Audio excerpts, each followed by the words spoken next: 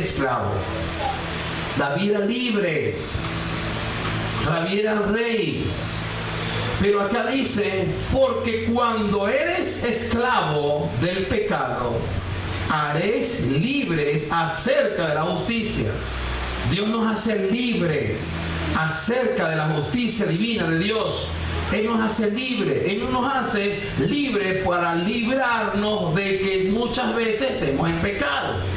Entonces nosotros estamos libres por la justicia de Dios para no caer en pecado. Por eso es que Romanos habla, porque cuando eres, ¿ves cómo dice? De pasados atrás, dice, porque cuando eres esclavo del pecado, haréis libres acerca de la justicia de Dios. ¿Por qué nos hace libres? Nos hace libres la justicia. Nos hace libres la justicia divina de Dios. Es lo que nos hizo totalmente libres a nosotros.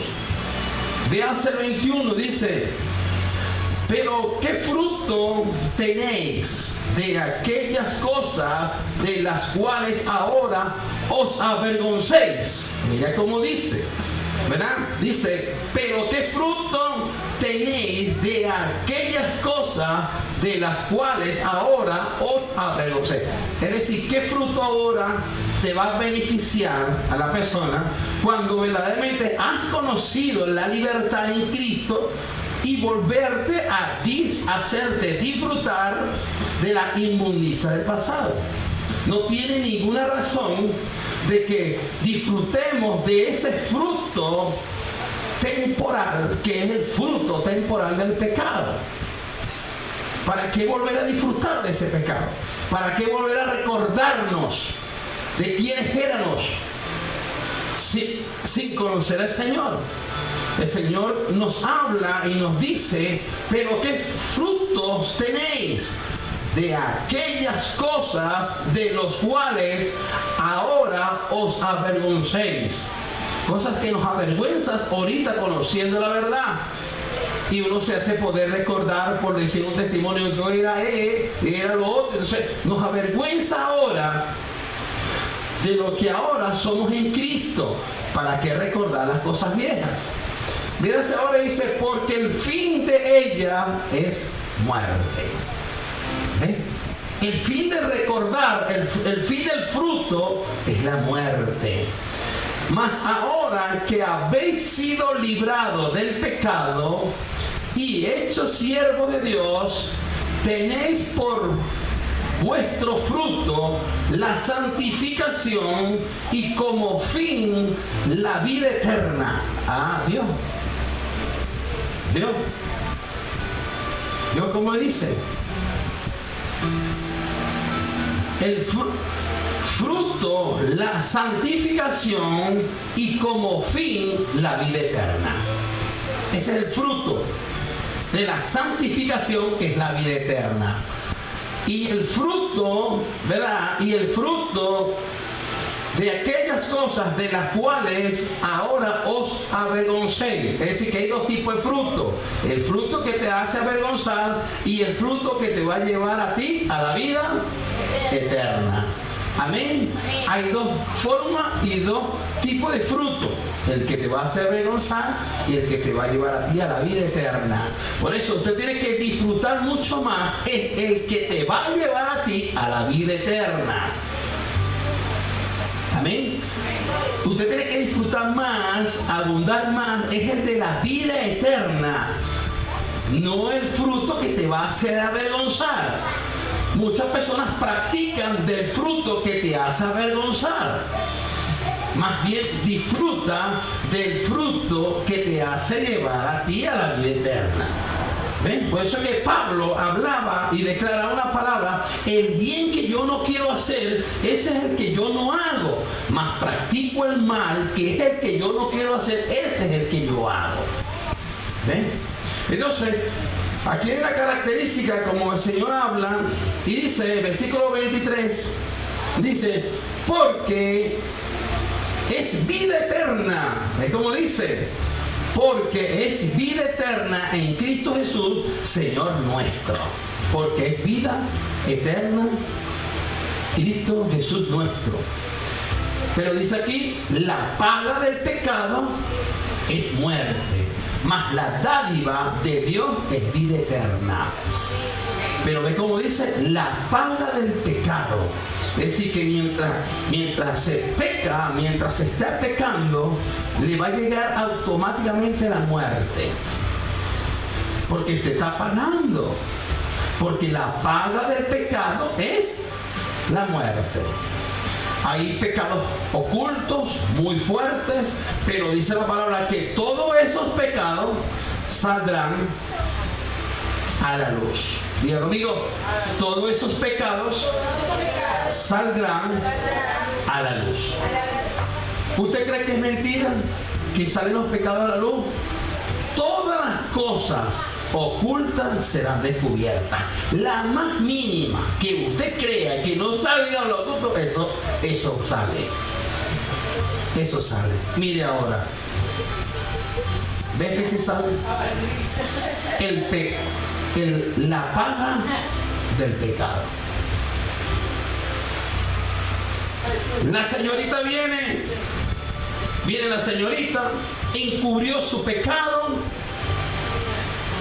buscó la manera de encubrirse, le dijo a su novio, mi amor, ahora cuidémonos. El novio ahora se cuida, se busca a la señorita cuidarse, pero cuando llegó la emoción, rompió lo que se rompió y no se dio cuenta. Y cuando vienen a darse cuenta, ¿cuánto tiempo dura la persona? 9 meses. En 9 meses todavía, en 3 meses, amén, hermanos, en 3 meses puede la persona encubrir un pecado. En 3 meses. Hasta en 4 meses. A veces ni de cuenta serán que la persona está embarazada. Lo puede cubrir. Pero después de 5 meses para allá, dice, y empezar ahora a buscar la manera de corregir el pecado. Hermano, es que el pecado a la final le va a salir un embarazo. No sea que estemos hablando ahora de que la persona esté haciendo moralmente lo que Dios nos ha declarado que hagamos para multiplicarnos en la tierra. No puede ser totalmente eso. Puede ser otras cosas, otras consecuencias, puede ser. Pero a la final, la persona va a estar embarazada. La persona se va a dar de cuenta del embarazo del pecado que lleva. ¿Ven? Entonces eso se va a dar a luz. Eso se va a dar a la luz. La amonestación del profeta al rey. Tú sabes que hay amonestaciones proféticas. Amén, hermano. Hay amonestaciones proféticas. Por ejemplo, Dios amonestó a David. Lo amonestó. Fue una palabra profética, pero fue una amonestación profética. Véanse ahora cómo dice 2 de Samuel, capítulo 12, versículo 1 al 13. Jehová envió a Natán a David, viniendo a él, le dijo: habían 2 hombres en una ciudad, el uno rico y el otro pobre. El rico tenía numerosas ovejas, pero el pobre no tenía más que una sola corderita, que él había comprado y criado, y que había crecido con él y con sus hijos, juntamente comiendo de su bocado y bendiciendo de sus vasos, y durmiendo en su seno, y la tenía como a una hija. Imagínense esa linda parábola de Dios amonestando al rey. David, porque esa fue una profecía de amonestación. ¿Por qué ahora Dios quiso amonestar a David? Imagínense usted si Natán llegase a encubrir el pecado que ya Dios lo había destapado y Natán no le fuese dicho nada a David. Usted se diera de cuenta la desobediencia tan grande y tan trágica que sería que Dios, encubriendo el pecado, haciéndoselo saber el profeta, y que el profeta no le dijera nada a esa persona. Por eso es que muchas personas estamos acostumbrados a que las profecías de Dios llegaran de esta forma. Bello es cuando Dios te dice: te enviaré un carro, una casa, te enviaré a las naciones, te enviaré hijos, dinero. Eso para nosotros, entre comillas, se nos ve bien. Pero cuando una palabra profética viene para amonestarnos, ahí como que uno dice hermano, ¿usted oyó eso? Y tú dices: no, hermano, no oí eso. Viste la loca, viste el loco, yo no oí eso. Hermano, mire, en cierta ocasión, una persona se descarría, conociendo a Dios, y había una rueda de santeros en una plaza, y aquel joven deseaba hablar de Dios en ese lugar, pero el asunto era que él tenía que batallar en lo espiritual. Pero en lo espiritual él había sido vencido. En lo espiritual había sido vencido. Pero cuando él fue a batallar, a enfrentarse a lo espiritual y batallar a lo espiritual, él fue golpeado espiritualmente sin poder hablar. Cuando él iba a querer hablar, se le adelantaron y le dijeron: ¿qué vas a hacer tú? Mira la condición como estás. Personas que ni lo conocían. Las mismas personas que estaban haciendo una rueda, ellos hablaban y decían: fulanita de tal, el número de cédula, ¿está aquí? Sí, aquí estoy. Otra persona llegó y dijo: fulanita de tal, cédula, ¿aquí está? Sí, aquí está. Pasen adelante. Y comenzó así a hablar. La persona quiso ahora enfrentarse a ellos, y uno de ellos, aquí está una persona que está y no cree en esto. Fue confrontado en lo espiritual y él sin poder abrir la boca. Entonces, el asunto es que mientras nosotros hablemos de lo espiritual, enfrentaremos lo espiritual con lo espiritual. Pero si lo espiritual con lo espiritual de uno te hace vencer el pecado, usted no tendrá nada de que poder hablar, porque ya usted ha sido vencido en su área espiritual. Por eso que cuando Dios presenta esta carta y dice la amonestación de un profeta, mire, hermano, va a haber un momento que Dios va a destapar a cualquier persona que el Señor te dice así. A veces hay momentos que te habla así, como para que el sistema que te rodea no sepan ni oigan la condición como tú te encuentras. Muchas oportunidades para tener un profeta y que dirá: el Señor te dice esto y esto y esto. Entonces uno queda: ay, verdad, Señor, verdad, Padre. Y te arrodillarás, porque la condición como tú te encuentras, Dios buscará la manera de no hacerte avergonzar, porque Dios no avergüenza a nadie.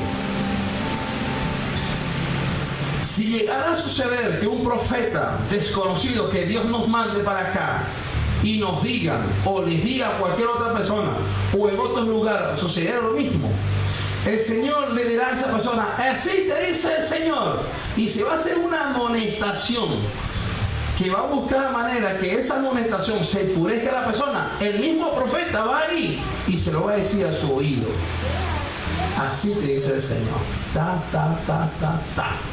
Y cuando Dios le diga así a esa persona, la persona automáticamente tiene que reconocer que Dios es el que le está hablando y apartarse del pecado.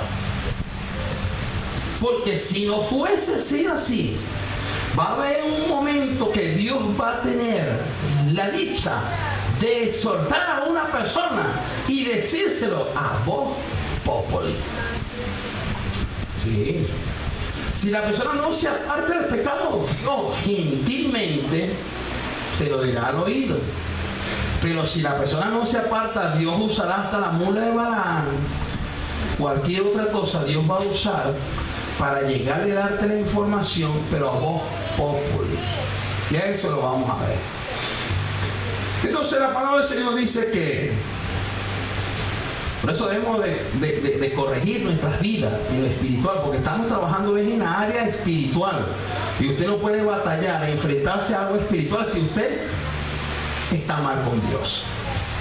Si usted está mal con Dios en cualquier tipo de área que se sepa aquí o parte del mundo que nos ven por internet, la persona tiene que saber entender, tener madurez espiritual, porque su vida corre peligro.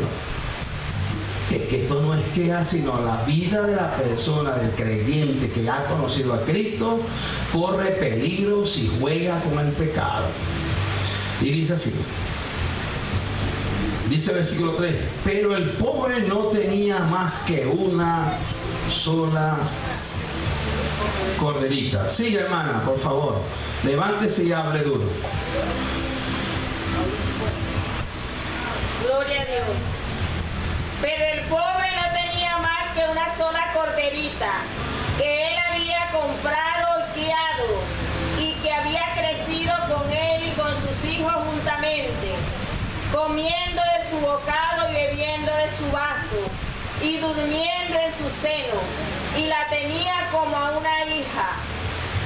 Y vino uno de camino al hombre rico, y éste no quiso tomar de sus ovejas y de sus vacas para guisar para el caminante que había venido a él, sino que tomó la oveja de aquel hombre pobre y la preparó para aquel que había venido a él. Entonces se encendió el furor de David en gran manera contra aquel hombre, y dijo a Natán, vive Jehová, que el que tal hizo es digno de muerte, y debe pagar la cordera con 4 tantos, porque hizo tal cosa y no tuvo misericordia. Amén. Amén. ¿Ven? ¿Vio? Y ve cómo dice, vive Jehová, que el que tal, ve cómo dice, tal, ¿verdad? Hizo, es digno de muerte. ¿Ves cómo es? Digno de muerte. Y dijo a Natán, vive Jehová, que el que tal hizo esto, digno de muerte, porque hizo tal cosa y no tuvo misericordia. ¿Vio? No tuvo misericordia. Es decir, que no tuvo misericordia es de que no contempló lo verdaderamente quitarle, ¿verdad?, el cordero, es decir, la ilustración que Dios le estaba otorgando para no enfrentar a que eso era aquella persona. Pero vamos a seguir. Acá también dice el versículo de 2 Samuel 12, 7 al 13, dice, entonces dijo Natán a David, tú eres aquel hombre. ¿Vio, hermano? Que va a haber un momento que Dios te va a hablar, o le va a hablar a la persona que nos ve por internet, les va a hablar suavemente como le habló Natán a David. ¿Me explico? la corderita, ¿ves que fue manso? ¿Ven? ¿Me explico? Va a ver así que dice el Señor, suavecito, pues, suavecito. Pero si no les pones cuidado, ahora viene la resonancia magnética espiritual, ¿verdad? Y